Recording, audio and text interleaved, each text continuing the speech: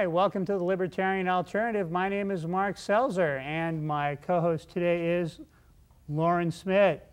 Thank you for coming out today. Thank you for having me.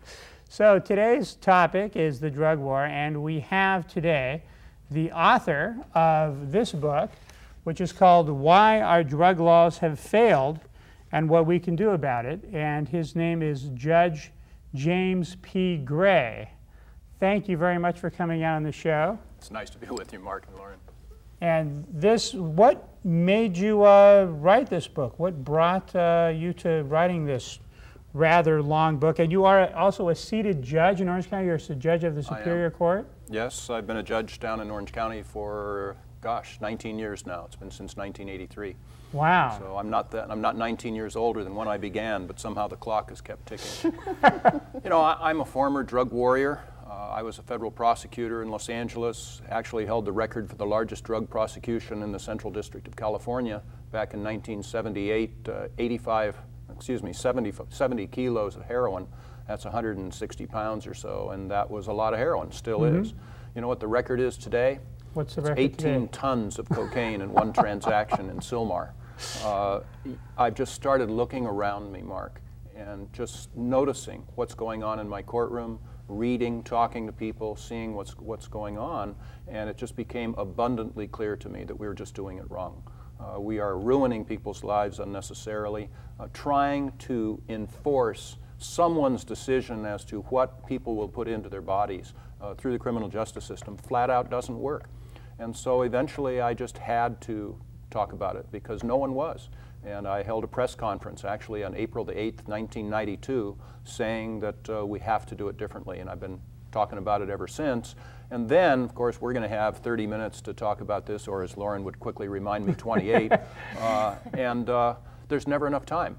So I eventually started writing a book just to be able to organize things, talk about the harms, which is half of the book, and then give people hope at the end of the second half of the book, because we have viable options to our present not only failed but hopeless policy. There are good things that can happen that will actually work, and we should turn our attention toward those things instead. Wow. So, and you can find this book pretty much, you can order it at your local bookseller and also find it on all the normal places one would look for something like that on the internet. Yes, you can get it on the internet or any bookstore. If they don't have it, they can order it. The whole purpose is to use this as a tool to promote discussion. All I want, in fact, I think all any libertarians or anyone else should want, is just a full, open, honest discussion of this issue. And once we do that, once we in fact allow ourselves to do that, the whole shooting match is over, because it's so obvious what we're doing is not working that I know people will want to change away from this hopeless policy once they allow themselves to talk about it.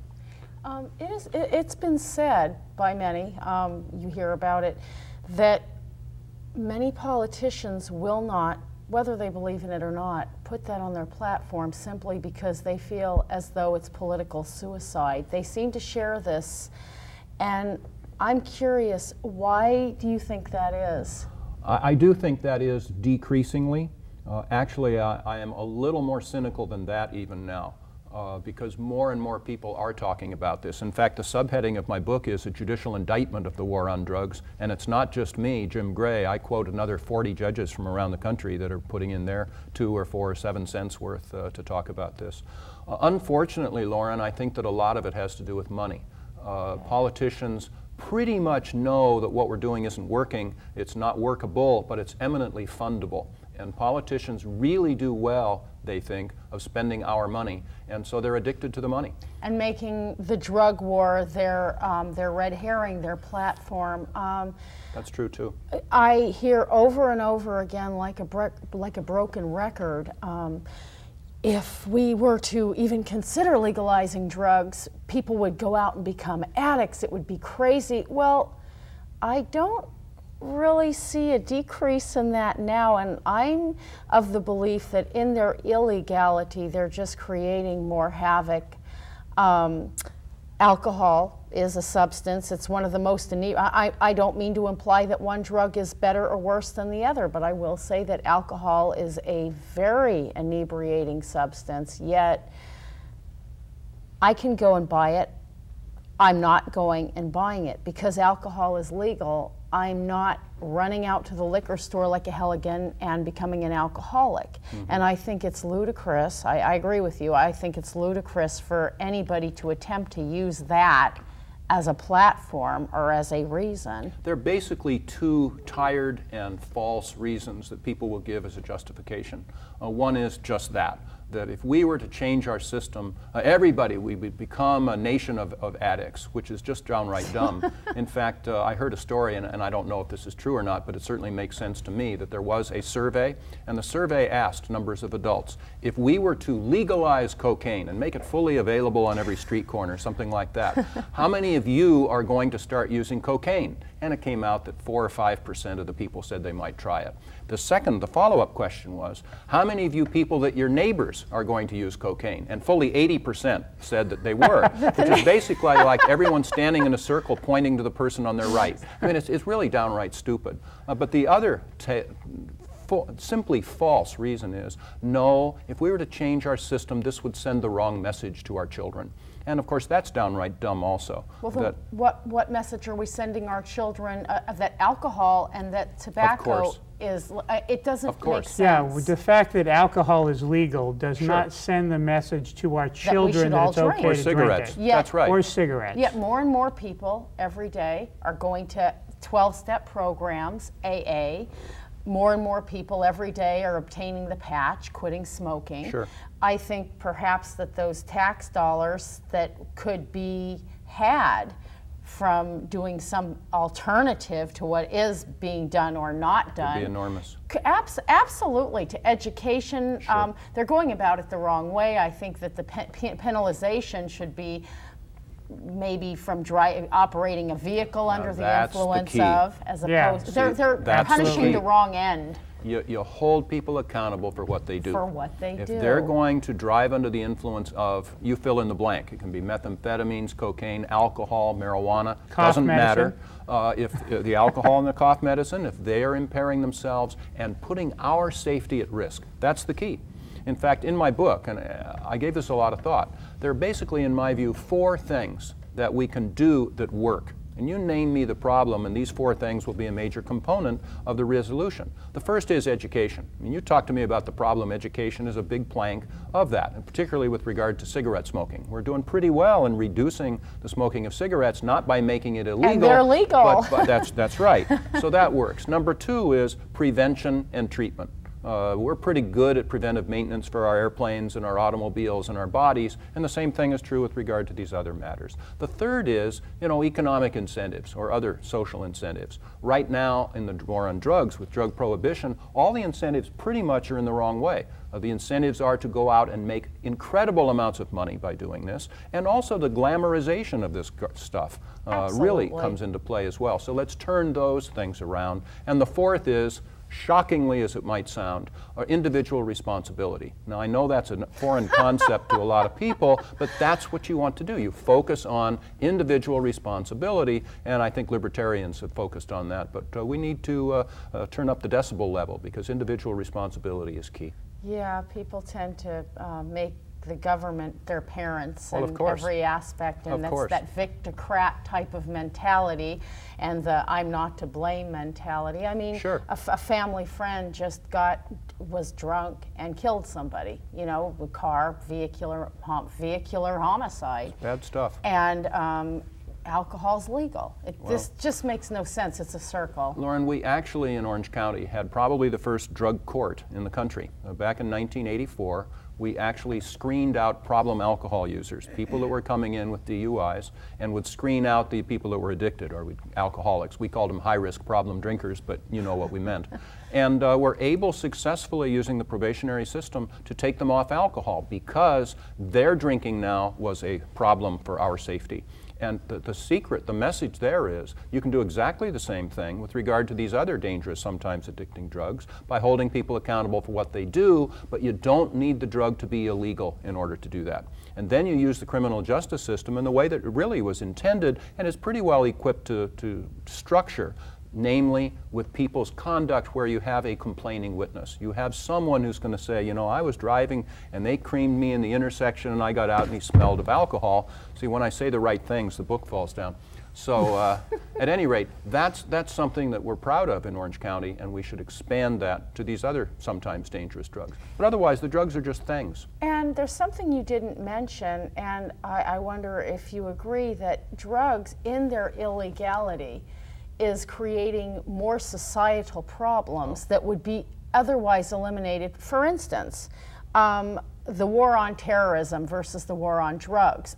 Think of all the, you know, money, time, man hours that could be otherwise spent. We probably wouldn't have nearly the problem that we have had we focused. But that's even part of it. You have your armed robberies. You have all of the mayhem and chaos that is created from people attempting to obtain these illegal substances that cause a lot of societal problems. You got your gangs, your drug wars, your drug lords, your cartels. It goes on and on. On and on, and they have a public service commercial about marijuana, and it's a silly commercial. It says, this is the joint that Maggie got from this cartel and this and this, and the whole point is they're trying to say what a circle of problems it causes that Maggie smokes a joint. Well, I think that they've kind of killed their initial issue in the sense that really, if it was legal, Maggie would just smoke the joint. All of the information is there. I mean, the evidence is it's all around us. I feel like going up to people and putting my hands on their shoulders and shaking them, saying, whatever your background is, use it because it's screaming at you that we're doing it wrong here. The evidence with regard to that commercial, the evidence is there. The problem is they're just not looking at it right. It's drug prohibition that's funding terrorism. In fact, if we really cared about terrorism, I hate to say this because I think we do, but our leaders would, in effect, do the thing that would cripple the terrorist movements around the world, and that is take away its funding. You know what the golden goose funding of terrorism is? It's drug prohibition. Osama bin Laden and all of these other folks make their money by the sale of illicit drugs. Absolutely. And if we wanted to really do something about terrorism, we could cripple them by taking away their financing. And that's just for openers. You know, we do fund a lot of crime. Do you know that when we repealed alcohol prohibition, crime went down nationwide by 25% in 1 year? Sure, it was and continued wild. to go down thereafter each year until the beginning of the Second World War. So all of these things, I say all we need to do is talk about it because all the facts are on our side. We just need to legitimize the discussion. So what has been the reaction of your fellow judges and other people in the law enforcement community, really, which you're kind of part of, when you came out with this position? That's two questions, publicly or privately. If I'm in a judge's elevator in the judge's lunchroom, they say one thing, and basically they realize all felony crime in Orange County, Los Angeles County, about 80% of it is drug-related crime.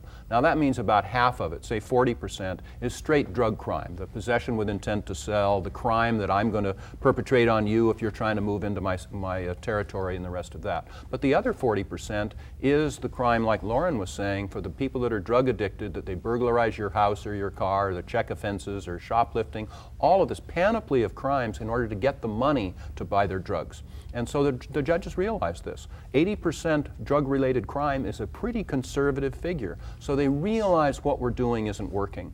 And we're all on the same side of this, Mark. Really, if I talk to DEA agents or anyone else, they agree that we're all trying to reduce drug use and abuse and all the crime and misery that goes with it. We may have different desires or feelings as to how best we can accomplish that. And the judges know that too. Publicly, unfortunately, they're still not prepared very often to come out and speak about it. But as I say, I got 40 of them in my book, and there have been a lot more since the book has been published. So what do you do now? You are an acting seated judge right now in Orange County. What do you do now when a drug case comes before you? Well, we have something in the order of 120 judges in Orange County, so we have pretty much areas of specialization.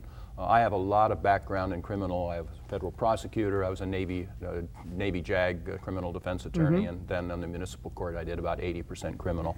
But I haven't been in a criminal calendar since I came out in April of 1992, basically for personal reasons. That you've seen one burglary, you've seen them all. It's just I found that probate and civil and juvenile and family law and the rest are just more interesting. So I have not had a criminal drug case. But so many other cases are touched by this, certainly in probate, certainly in juvenile, certainly in mental health and the rest. So I'm not out of that. I just haven't sentenced people to prison for it.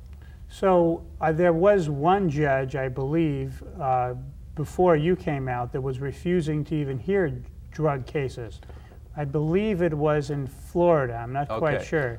Actually, there are several judges. They're federal judges, first of all. There were several in New York. There are something like 12 that simply declined to do it. The distinction, however, is that they were in effect retired. They were on senior status, so they could try as many or as few cases as they wanted to. So they could simply say, well, I'll do this but not do that. Otherwise, if a sitting judge were to say that, he or she really should resign. We should try the cases that we're given, and we should follow the law as it's there. And I do follow the law. And I, in fact, tell my jurors that they should follow the law as well.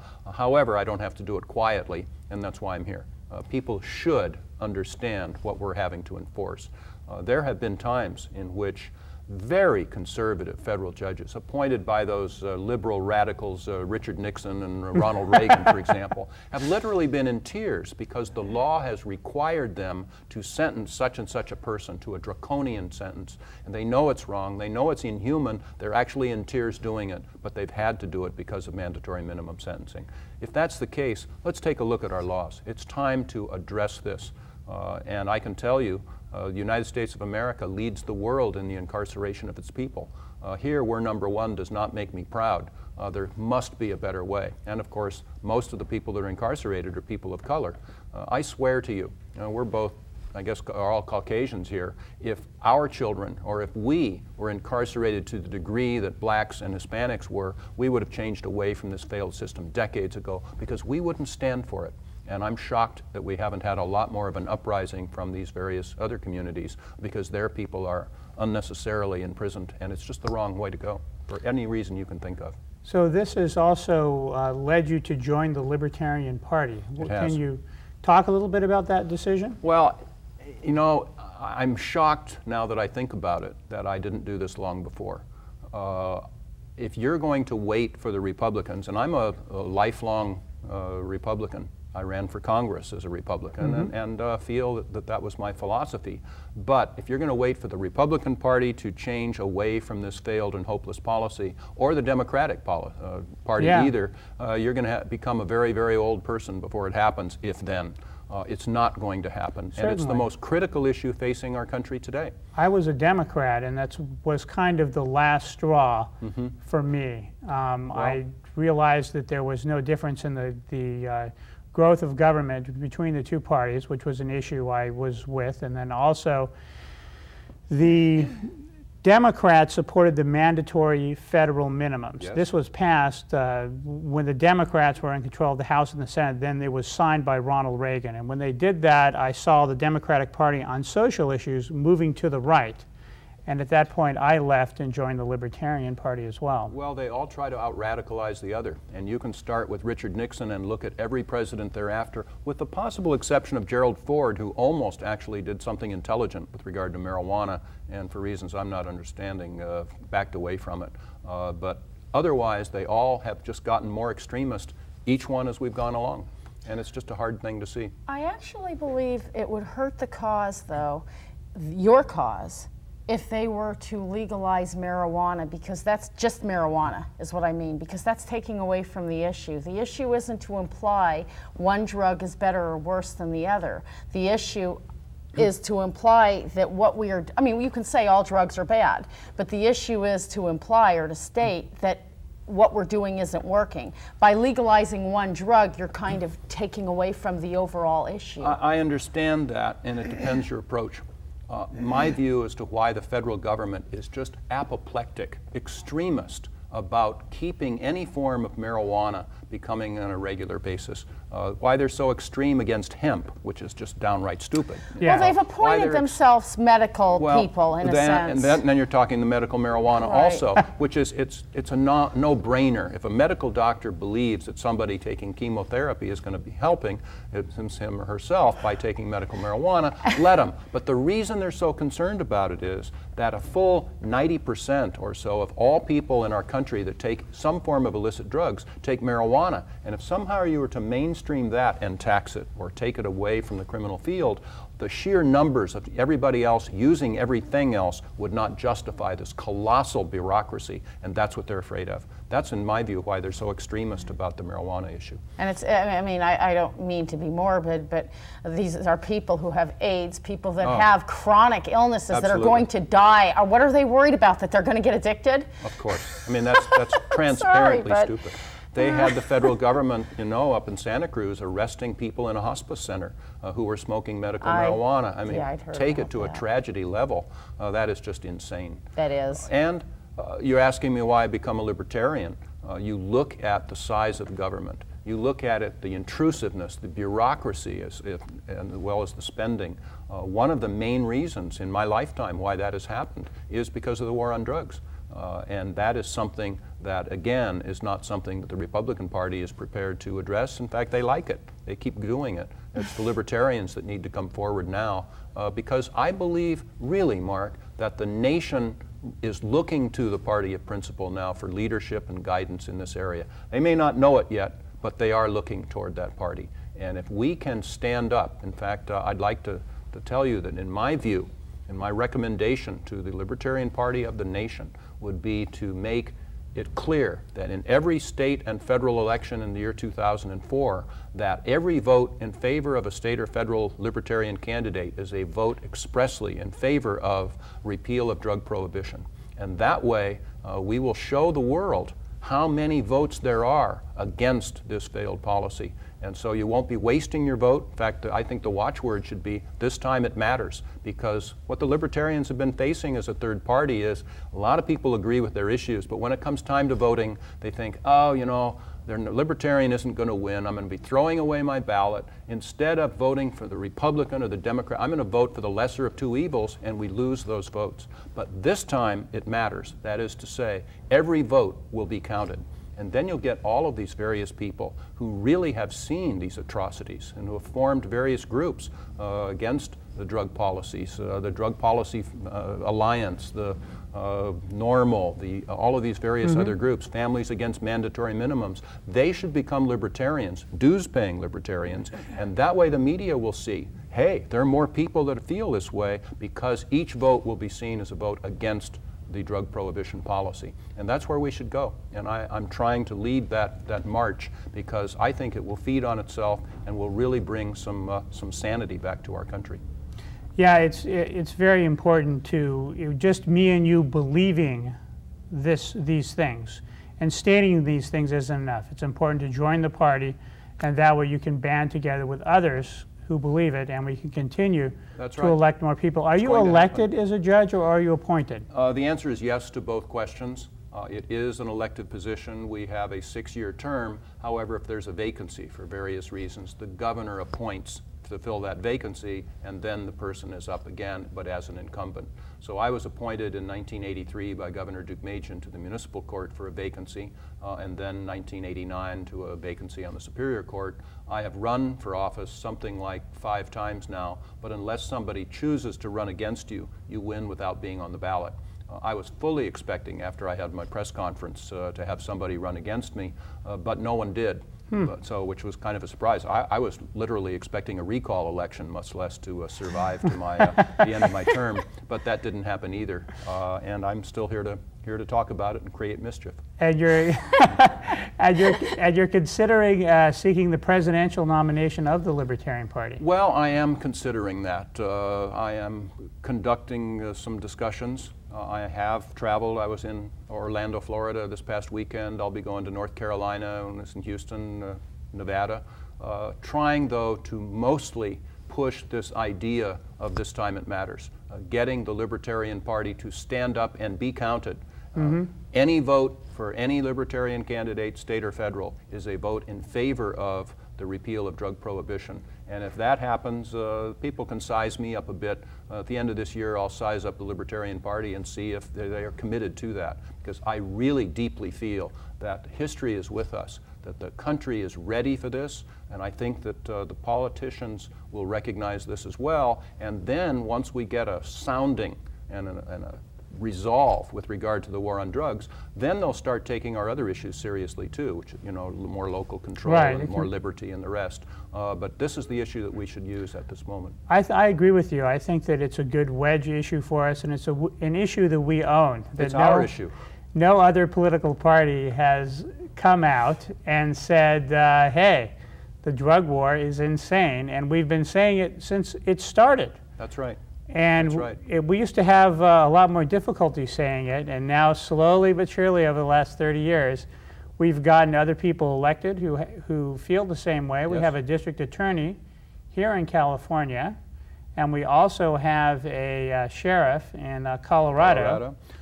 Yes. And he's been, Bill Masters, he's been reelected, well, I think that he's been reelected about 4 or 5 times, but since he became a libertarian and wrote his book about the drug war, called Drug War Addiction, he's been reelected by 80% of the vote there in his county, even though he had someone running against him saying, this person is against the drug war. You know, it's surprising because the voters are really ahead of the politicians on this issue in so many ways. Proposition 215 several years ago now passed by more than 55% of the vote, even though most public officials actively were campaigning against it. And then Proposition 36 just in 2000 passed by 60% of the vote. That's a landslide where we were having federal officials come out here and lobby against it, and a lot of district attorneys saying that the whole world's going to go to ruins if this is passed. 60% of the ballot, namely to mandate treatment instead of incarceration. So the time is here. This is a winning issue, and I think that it does belong to the Libertarian Party, and rightfully so. I think that's wonderful, and I encourage you to seek the nomination for the presidency. And I'd like to thank you for coming out today. Have about a minute left. Thank you, Lauren. Sure. And if anyone else out there would like any more information about the Libertarian Party, please go to www.lp.org or call 1-800-ELECT-US, and we'll send you out a free packet of information. You can also register to vote as a Libertarian at your local post office, or probably by going to a county government website, and they'll send you out a voter registration form. Post offices have them too. And the post office has the forms as well. And I encourage you to do so. This is realistic. We can win. And if this is your issue, the drug war, it's a very important issue, and with the